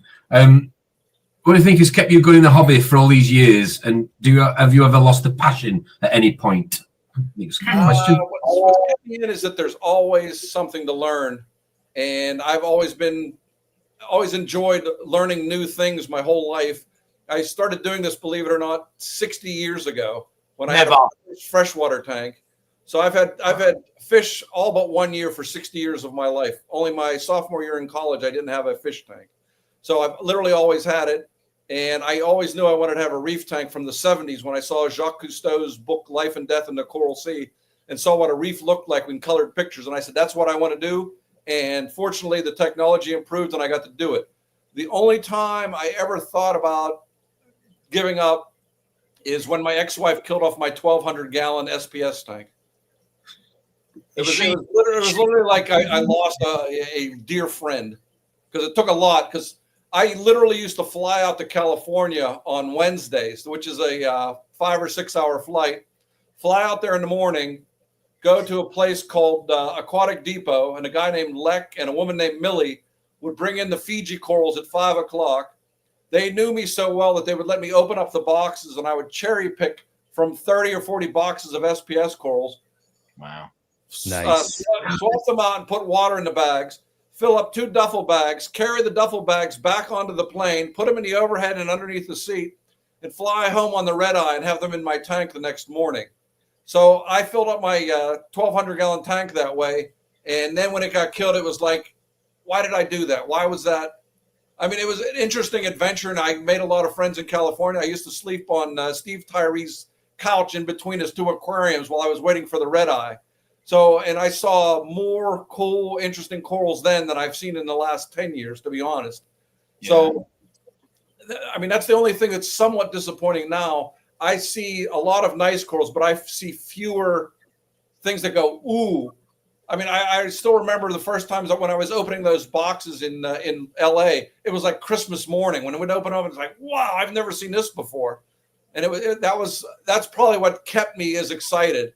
I mean, you still see things that you've never seen. You see fish you've never seen, or you see things occurring in a tank, like Jamie's work on getting corals to spawn, or Sanjay getting corals to spawn in his tank, things like that. That's one of the things I expect to happen a lot over the next 5 to 10 years is I expect to see a lot more of us have coral spawning within our tanks. So that's something else that gets me excited. Is your ex-wife still alive, or can you not say? I have no connection with her whatsoever. So is she currently in the foundations of your new house? No. Okay. Thank you. No. Thank you. No more questions, Your Honor. Do you have any other questions from people there, Tom? Yeah, sorry. I've got a couple more. So one question that a couple of people have asked is, what are your thoughts regarding yellow acropora and how to keep them yellow? One, you got to keep your nutrients very low. Two, they tend to stay yellow if you have high enough par. I've only been able to keep them yellow if I have par over like 450, 500. Otherwise, they'll turn green.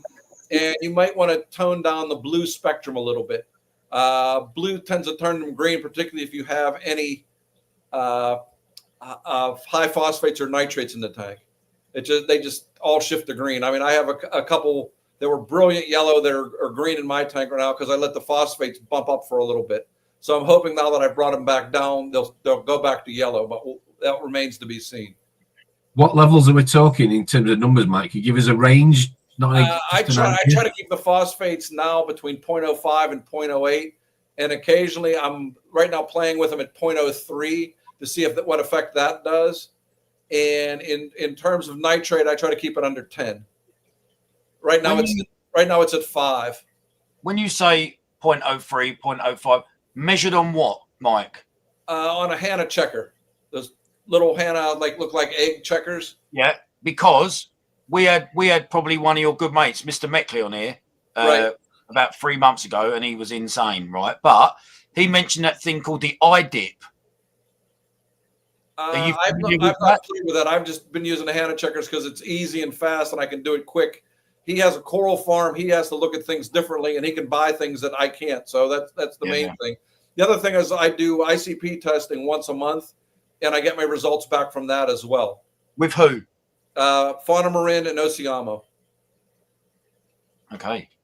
Because I've run all 5. I've run 6 ICP tests from different companies on the same water at the same time. Those two, from my point of view, were the most consistent. And some other ones were way off on a couple of them. I mean, 15, 20% off. Those are within 2 to 3% of each other, which I consider pretty good. And particularly now that they're both also looking at like DOC levels, which is something we tended to neglect. That is Galvin, the yellowing in the water that we just kind of neglected for years. But they're also finding that may be deleterious to some corals as well. Actually, Sanjay just posted today that it's pollen season now, and he starts getting coral bleaching in some of his colonies. And Salem Clemens chimed in that high pollen also leads to high DOC, so you may try to remove it. One of the things I'm running on my tanks now to get the yellowing down is CAC, highly activated carbon, and running small amounts and switching it out constantly to try and keep the pollen from increasing the DOC. You don't need to do an ICP test to look at DOC. Just get 2 5-gallon buckets of water, one with RODI, one from water from your tank. Look at how yellow it is. I fortunately had a test done when my DOC was 11, which is really high. And then I had a test done when it was 4. So I compared the 3 of them, and you can see the difference. You want to keep it in like the 3 to 4 level. You don't want it to go down to absolute 0 like RO water, but you don't want it over 10 either, because then interacting with phosphate, it seems to be deleterious, particularly to tenuis and spathulata acropora. They don't seem to like high phosphate and high DOC levels combined. So I'm using CAC to bring that down, and also keeping my phosphate levels lower. So we're talking about DOC. You talk about dissolved organic compounds, obviously. So when people look at the tank face on, it's more a case of maybe looking it through the side. Can they see through the tank? Yeah. And say carb. Lights are on. You can't see it when the lights are blue, but when you're running full spectrum white, you go, "Whoa, who peed in the tank?" No, that's not what you want. That'd be me. No. Well, we talked about that earlier. We'll grow the corals faster with ammonia, but that's mate, nothing's going to grow with what comes out of me. Trust me.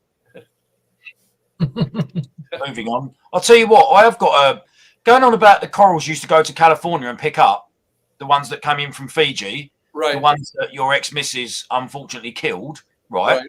Have you ever seen those corals again since in the hobby? Because they must have, a lot of them I'm thinking might be one-off pieces that never came back in. There are a lot of the pieces that never came back in. There used to be Acropora geminifera. At that time, they were the most difficult coral to keep. And because of that, people stopped buying them. So now that Fiji has opened back up, they're not even shipping them back in for the most part. And those were some of the most colorful corals. I mean, they would give tenuous a run for their money. Can I just rewind to the DOC a second? Sorry. So for people who've got an issue with it, I think we quite often in this hobby, we try and, I suppose, fix the problem. But how do we prevent it in the first place, more importantly? One, you can run ozone to keep it under control. You can do water changes and keep your detritus out because it seems to be things dissolving that do it. Yeah. Or don't feed heavily. We all keep fish in our tanks. I actually had at one time I had a 240-gallon tank that was absolutely gorgeous and didn't have a fish in the tank because I wanted to see what would look. Everybody that came in, hobbyists and non-hobbyists, go, wow, that's a great looking tank, but where's the fish? So we all have to have fish. Fish produce yellowing compounds in the water. So you just have to remove them one way or another. So run carbon. You don't have to run it all the time, but you just want to keep your DOC, dissolved organic, and yellowing level from getting out of control. When you look down one end of your tank and your other, and like I said, it looks really, really yellow, that's when you know you got to do something to minimize or reduce the yellowing in the water. Mike, what about wet skimming? I run wet skimming on the SPS tank, and I run dry skimming on the soft coral tank. But that will help with removing the dissolved organics. Wet skimming will help with that. It will help, but it's still typically not enough. You still typically have to run a really high quality carbon to get it all out. I do run bare bottom on my tanks downstairs, simply because I run so much flow in there. If I don't run bare bottom, all the sand just piles up in one end, and it's just no good. So in the soft coral tank, I run the front of the tank has substrate because I keep wrasses in the tank, and it gives them a place to bury. Yeah. I just wonder if anything you've found regarding negative effects or side effects from highly activated carbon running through your system. Since I run Miracle Mud, I've never had, like I said, lateral line disease or any of the other problems typically run with it. So no, but I do know people that have run it without running Miracle Mud or some other substrate or some other refugium that have had issues with it. Yeah. Also, if you have a relatively small tank with a lot of bright lights and your tank was very yellow and you suddenly put the carbon on, you can get coral bleaching because the light suddenly penetrates a lot better. Yellowing of the water doesn't just seemingly irritate or work with the bacteria or else on the corals. It also tends to minimize light transmission. So because it's less turbid, Mike? Pardon? Is that because it's less turbid? Right. It's less turbid and just yellow. Light doesn't penetrate yellow water as well as it does clear water. So when you suddenly take it all out of the water, the light is penetrating more. If the corals aren't accustomed to it, particularly those sort of in the middle and the lower ends and where the light was diminished, you might see some bleaching on those corals. So you just have to be careful. Make sure your iodine levels are where they should be. In terms of feeding my corals, I feed the LPS corals. I feed them frozen rotifers, copepods, mysis, and kaolin shrimp. I did play with dry foods. Occasionally, I'll give them reefroids or benepets, or sometimes I'll mix those in. I'll also mix in some liquid, some of Brightwell's products, as well as Min S, and a couple amino acids for the LPS corals. And I feed them 3 times a week because I find if I don't feed my LPS corals, they tend to get more feisty and tend to burn each other around them, and they get more aggressive. And I also found that I can even bring back dead or dying heads by feeding them. So I am aggressively feeding the LPS corals. In terms of the SPS, right now I'm not feeding them anything but ammonia. And dosing things to stimulate bacteria, like Rebiotic and products like that. Aquaforest has a similar product, and Zeozyme, things that stimulate bacterial production to let the corals suck up the bacteria. But I'm also keeping an eye out to make sure I'm not generating pathogenic bacteria. So I do occasionally add Biodigest or purple or yellow sulfurous bacteria or compounds like that. Are you rinsing your frozen to try and help keep phosphates down, or whatever that enters your tank? I rinse the mysis shrimp because that has a ton of phosphate, but I don't rinse the copepods or rotifers because they're just so fine. You just wash them through whatever you're trying to. You basically are putting water in the tank at that point. So, and I'm not feeding that much. I'm probably doing 10 grams of each when I feed the LPS tank. So maybe 40, 50 grams tops. And most of that is being consumed. I shut off all the flow. I shut off the flow through the tank. I let the corals eat for an hour, and then I turn it back on. And I have a mechanical filter at the end. So whatever that gets blown off during that time gets sucked out. I take that off and then put a new filter in. And that way I'm not dumping a ton of phosphate in the water, and I'm cleaning all the detritus before it breaks down. I know you've probably got a load more questions in the chat, Ronald, but just quickly, Mike, I am interested. It's something I wrote down earlier. Have you experimented with the reef nutrition based products? Oh yeah, I have those too. The LPS like some of them. They like the pack pods and they like the oyster feast. Yeah. And there's one the roe they like. Oceanic eggs. Yeah, the oceanic eggs they like too. And those tend to have a fairly high amount of phosphate in them, so I only feed those like once a week, once every 2 weeks. Right. Drip, did you want to ask Mike about he'd rather eat his own teeth? Oh, Mr. Michael Paletta, as you are sitting on this live stream, which is obviously the pinnacle of your reefing career, we have a game that we have concocted, which is extremely mature, called I Would Rather Eat My Own Teeth Than, which is a series of...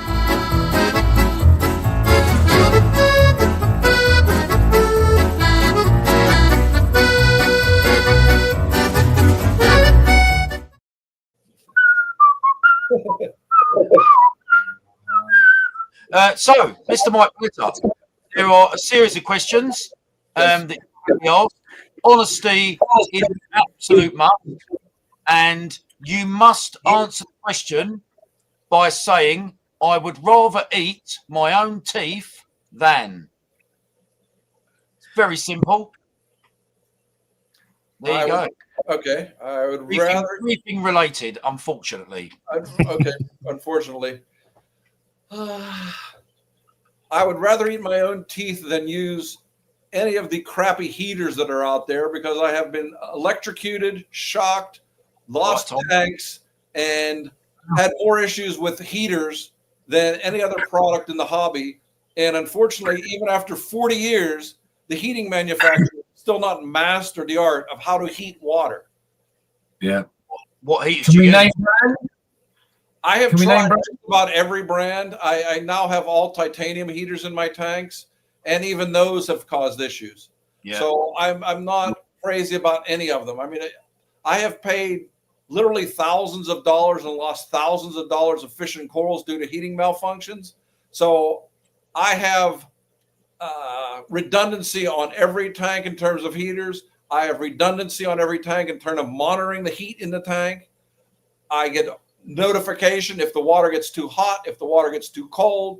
That is the one reason I would rather eat my own teeth than use crappy heaters anymore. And even though I have nice heaters, they're still problematic. They're still the weakest link typically in the hobby. Well, actually, the weakest link in the hobby is shipping because the airlines could care less about the hobbyists, corals, fish, or anything else. But the second weakest link is bad heaters. I like it. Answer. Good answer. Very good answer. Someone asked about freshwater heaters. I tend to, in heaters, you tend to get what you pay for. The better quality ones are typically more expensive and are shockproof and will shut off if they run dry and things like that. So those are the ones I use now.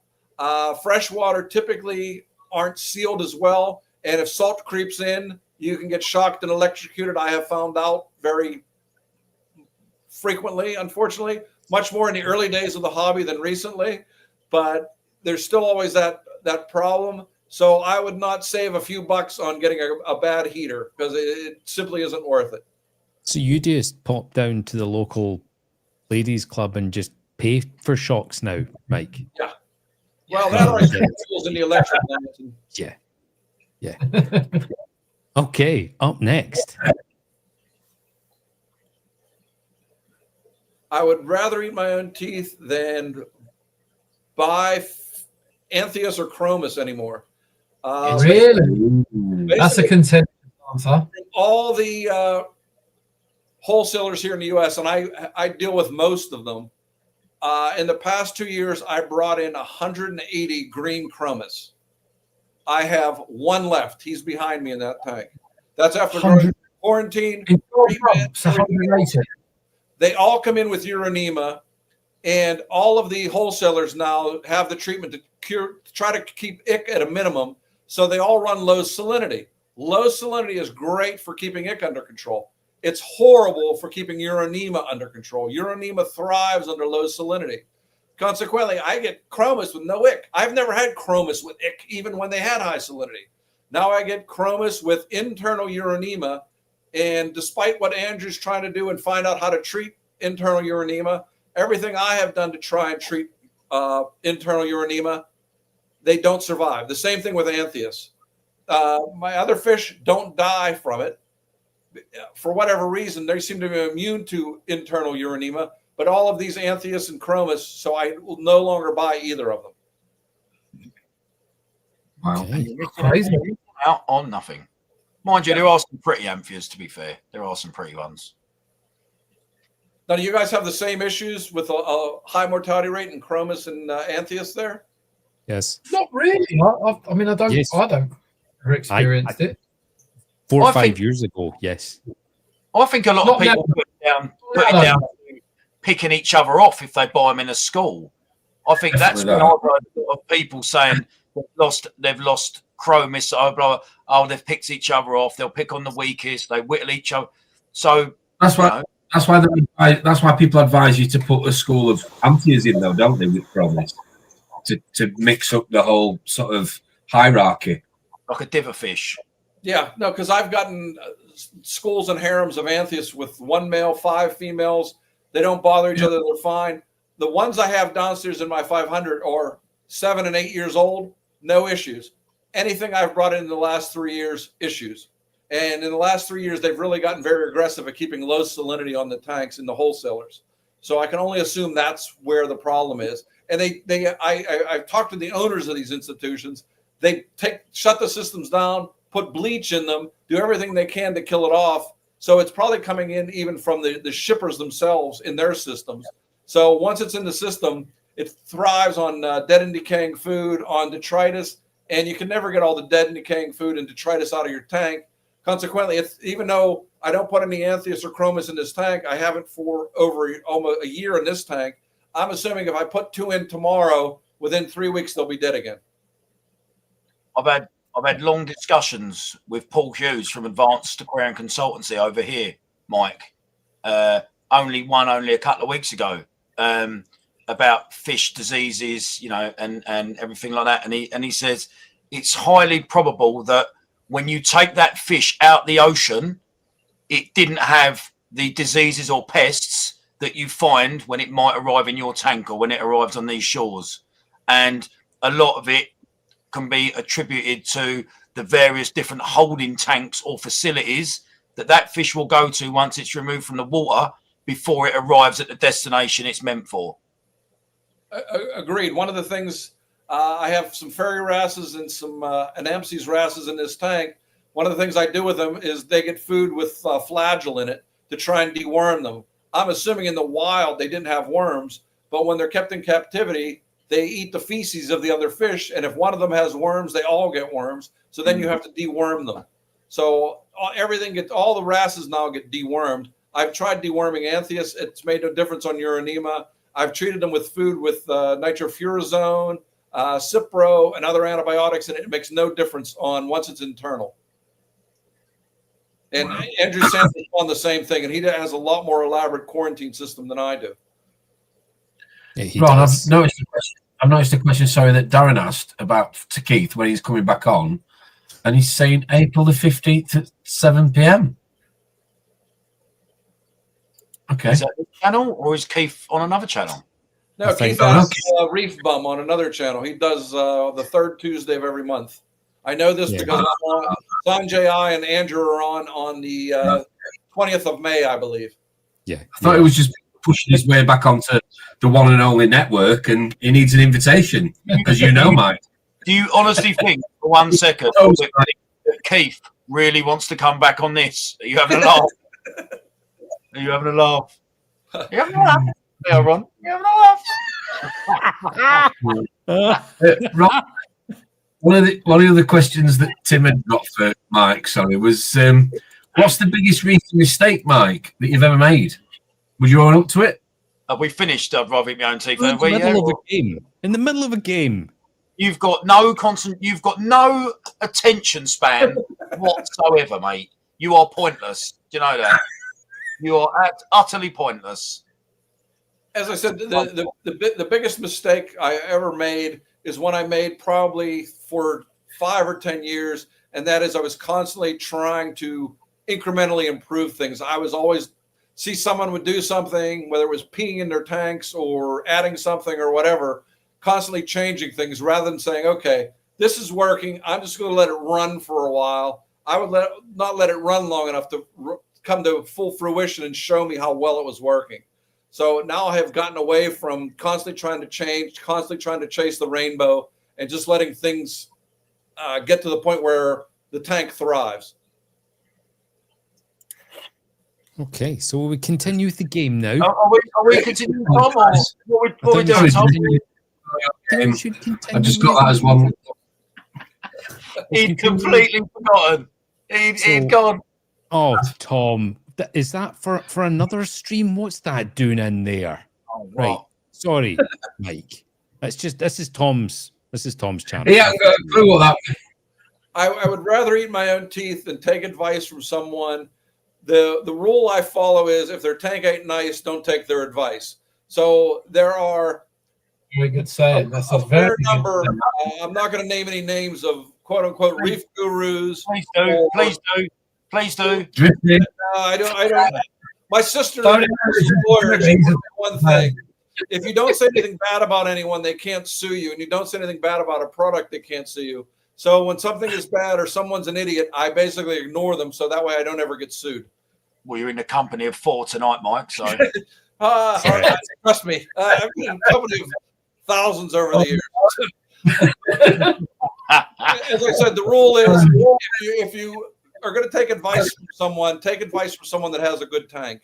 Look at their tank, see how long they've been doing it, and particularly online. I mean, I don't go on a lot of sites anymore because a lot of it was people that seemingly had 10,000 posts and a 10-gallon aquarium. I mean, those are the people providing advice. I only try to take advice from people I trust and people that have nice-looking tanks. Did you see Keith's comment? It's brilliant. Look at Keith's comment. I didn't see Keith's comment. Oh, brilliant.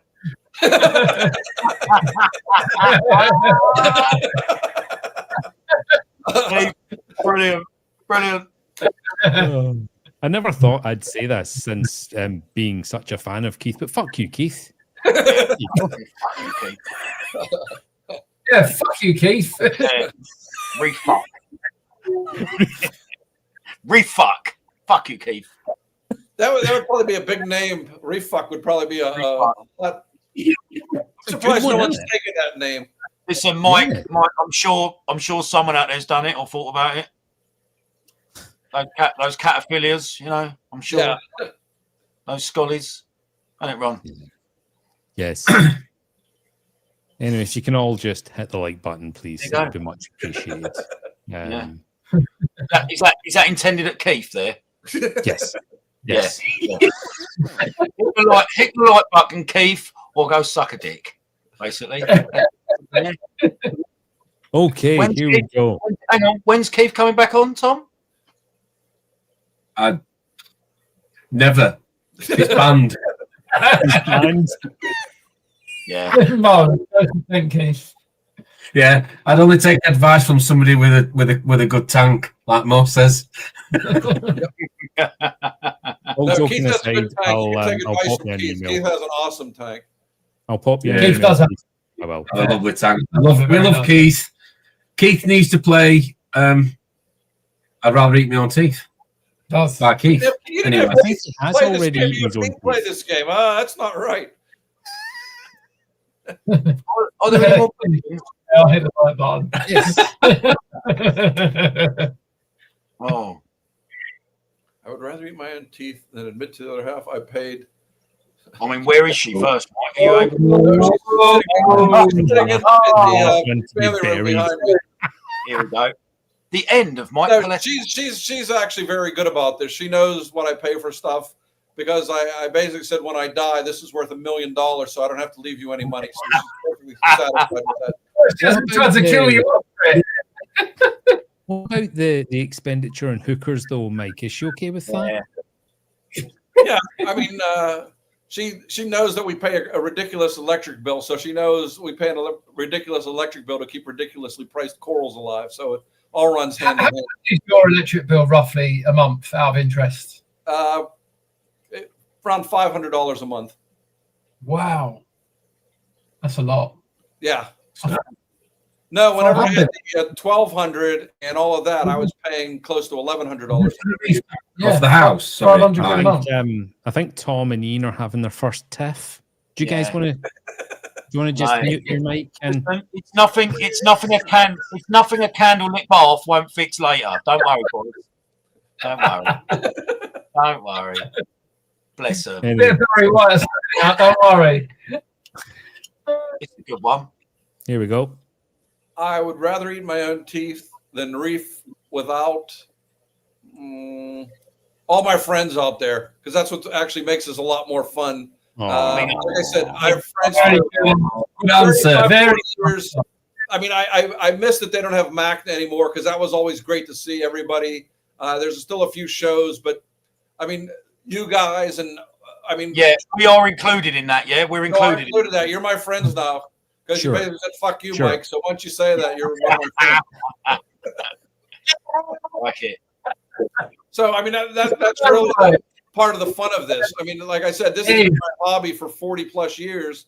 I don't make money doing this. I worked in oncology for all that time, and this is my way of relaxing. No matter how bad the day was, I'd go and work on the tank, and I could feel my blood pressure come down. I could get relaxed. I mean, I know people stress about this, and I mean, we joke about this all the time. When your reef's going bad, life is bad. When your reef's going good, life is good. So it's the same way. The reef, for people that have done this any length of time, it's like a family member. When it's sick, you feel bad. When it's thriving, you feel good. Oh, one of them hookers is that there, Mike? I just heard. Yep. Do you know what, Mike? All jokes aside, coming back to what you just said, I think a lot in the last. I've only been in this 3 years, but in the last couple of years, especially, it's been very much pushed how good this hobby is for mental health problems. Yeah. And we have some reefing events here, and one in particular called Love to Reef, which has just started by a reefer, a hobbyist, and all the proceeds. It's no profit. All the proceeds go to the charity called Mind, which deals with mental health problems in men. And I think it's great. Yeah. I mean, there's a couple prisons here, which is a bad choice, but a couple prisons here actually have reef tanks in them that the inmates work on, and they found it cut back on the aggression and other stuff going on. It really does help to calm people down, particularly when it's going good. Like I said, hopefully they probably have soft coral tanks, because SPS tanks can be disasters at any moment. Soft corals are a lot easier to deal with. But when you stay in this hobby, one thing I realise when I'm in this hobby, and when I realise what it does for me mentally in terms of that positive escape, calms me down, like you say, and just when I'm working on my tank, nothing else exists. Whatever's going on out there in the world or personal life, whatever. When you work, and then I thought to myself, it's no wonder when you was a child, you used to go to a dentist surgery and think, why have they got a massive fish tank in here? Do you know what I mean? And I think the Asian philosophy is that I think, listen, it soothes the soul, it calms the mind. Do you know what I mean? So Yeah, exactly. anything like that, it all makes sense to me when I think there was no reason why a massive fish tank would be in a waiting room in a dentist, and then you realise that some people are petrified at a dentist and it might calm them down before they went in. Yeah, I've when I used to build tanks for people, most of the people I built tanks for had very stressful jobs. Yeah. And they all wanted something that they can come home to, look at. Television obviously doesn't reduce your stress level. Sometimes your family doesn't reduce your stress level. But sitting there looking at the tank, just relaxing, I mean, you can literally feel like all the weight of the world comes off you when you're looking at your fish and going, that does make a big difference in a lot of people's lives. And that's why there's probably over 1 million people doing this in the U.S. now, because life is a lot more stressful than it used to be. This is one of the ways to try and reduce that stress. Yeah. Nature. When you look at your tanks, Mike, do you ever wear orange glasses? Only if I'm looking for frags that have fallen. Because putting on the orange glasses with a blue light, you can find things that have fallen in the rocks much easier than you can otherwise. Otherwise, my tanks all run on daylight for 4 to 6 hours a day. Then they gradually go to blue, and for the last hour, it's blue light. And I don't need them then because the tanks are like boom, they're like popping.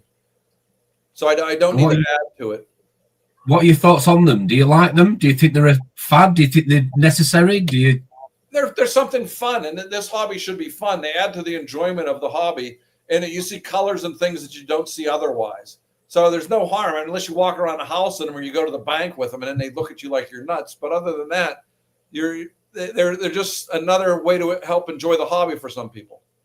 Completely agree. I was fragging one day and I forgot to take them off, and I went to the toilet. What? And You what? Sorry, you was what? Would you say fragging? Oh, fragging. I was fragging one day, Sorry. forgot to take my glasses off, went to the toilet, looked down, and thought, "Wow, That shrunk. yeah." Here's an excellent question for you, Mike. Who would win in a reef off? Mike Paletta with unlimited budget but only 1980s equipment, or a newbie with modern gear and AI? I would have to go to 1990s equipment because 1980s were bleak. But in the 90s, we got actual metal halides. We had protein skimmers. Whenever I started, we actually built most of our own equipment. So in the 80s, it would be my own built equipment, which was actually fairly good.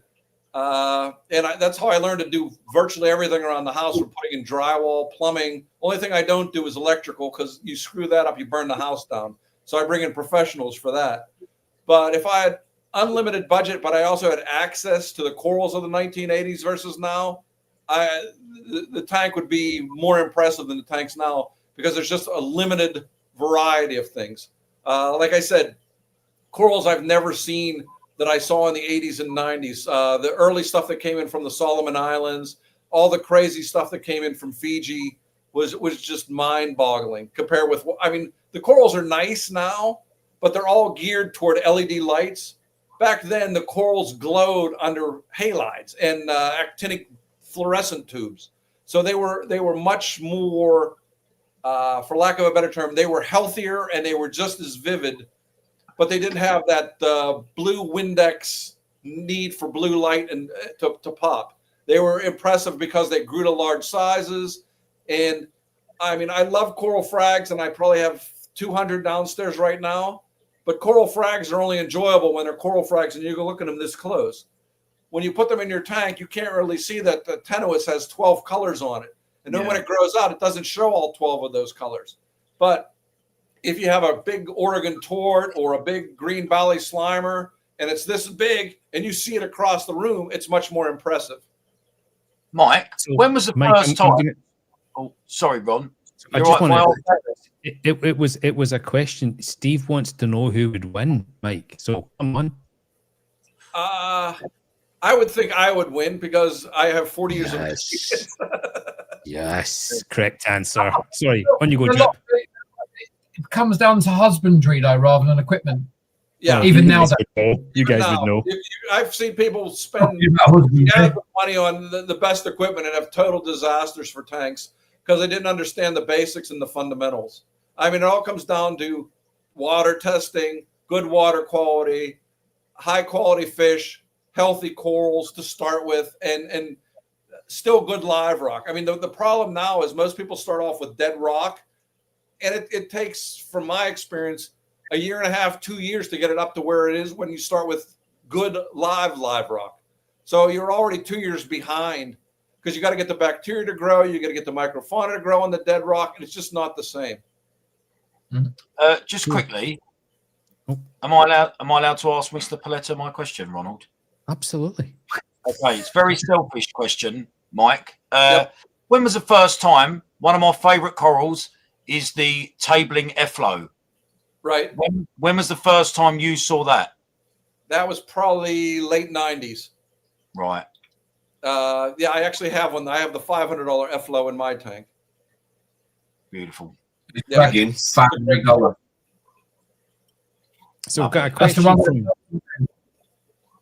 What was that, Rodders? It's the one with the purple rim. No. Yeah. Oh, didn't mean to click on that. The question I saw real quick, is there any hope of us getting back to the point where there's frag swaps and people trade? See, that was one of the interesting things. Whenever I used to give talks, they didn't pay us. What they would do is we would go around to all the society's members' tanks that had the nicest tanks, and we would pick frags out of the tanks and bring home boxes and bags of frags, and it was worth it to do that. And everybody shared. And when I'd go to a frag swap, I'd bring frags with me from my tank and trade them with the people there, and everybody was happy. And that's how frags spread around. Now with the internet and shipping everything and everything about making money, that's the biggest problem. And I foresee that as being the downfall of the hobby, is that greed and the desire to make money off this hobby will eventually lead to its own demise, because things get so expensive. Particularly right now in the States, I'm seeing fewer and fewer new people get into the hobby because it has simply gotten so prohibitively expensive they can't afford to get in. So that's going to be the downside. It may have to go all the way down to where you can't afford it, to where people are starting giving and stuff and trading stuff away, to get back to the point where we're doing frag swaps, where it's about the community, it's about banking corals with your friends and doing that. I mean, Sanjay and I and a couple other people have been banking corals with each other for the last 30 years. And if I lose something, I know Sanjay has it. If he loses something, he knows that my friend Kevin has it. We all take care of each other. We all have the corals to protect each other should we lose something we really want.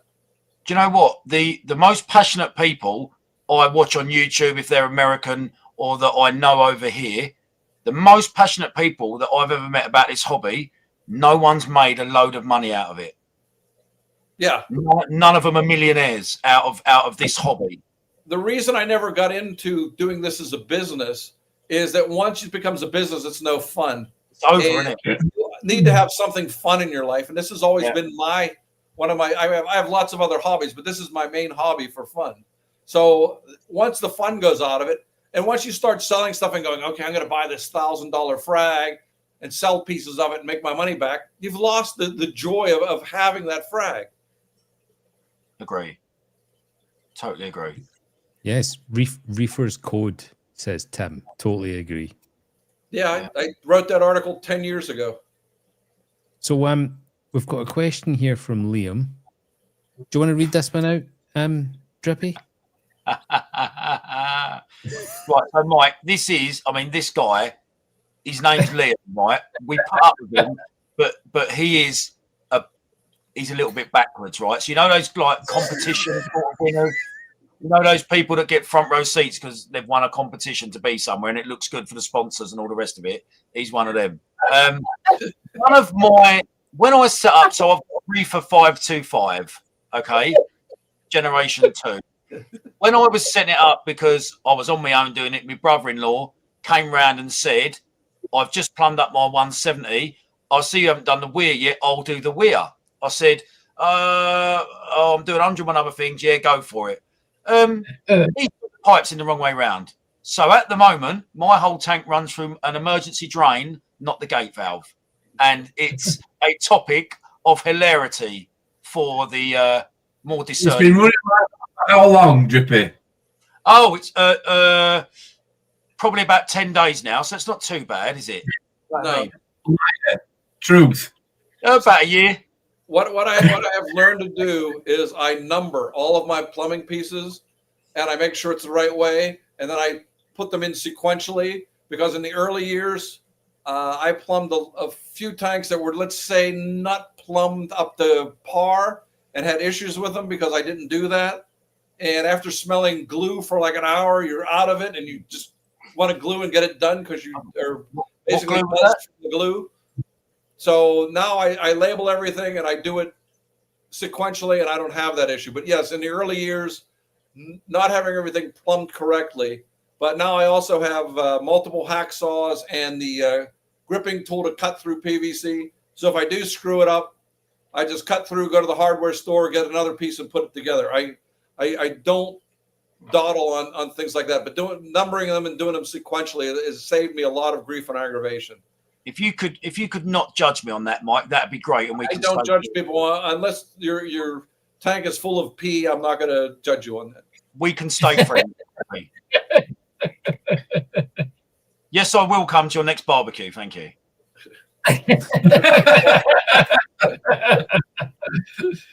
So thanks for that, Ian. You got to laugh at yourself, haven't you? You got to laugh at yourself. Very good.